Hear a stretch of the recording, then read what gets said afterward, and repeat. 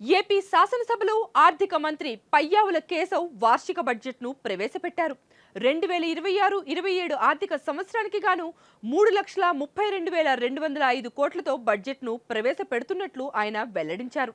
రాష్ట్ర అభివృద్ధి, ప్రజా సంక్షేమాన్ని జోడెద్దుల బండిలా పరుగులు పెట్టించాలనే లక్ష్యంతో ఈ బడ్జెట్ను ప్రవేశపెట్టామని పేర్కొన్నారు.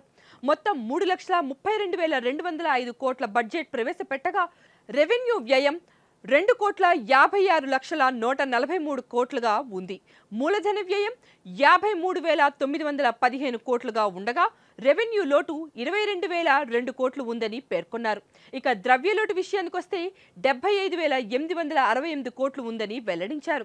రాజధాని అమరావతి నిర్మాణానికి 6,000 కోట్లు, విద్యుత్ రంగానికి 13,934 కోట్లు, రోడ్లు, పోర్టు, ఎయిర్పోర్ట్లకు 13,546 కోట్లు, పరిశ్రమలకు గనుక చూసుకున్నట్టయితే 3,161 కోట్లు, తల్లికి వందనం పథకానికి అమలు కోసం 9,668 కోట్లు కేటాయించడం జరిగింది.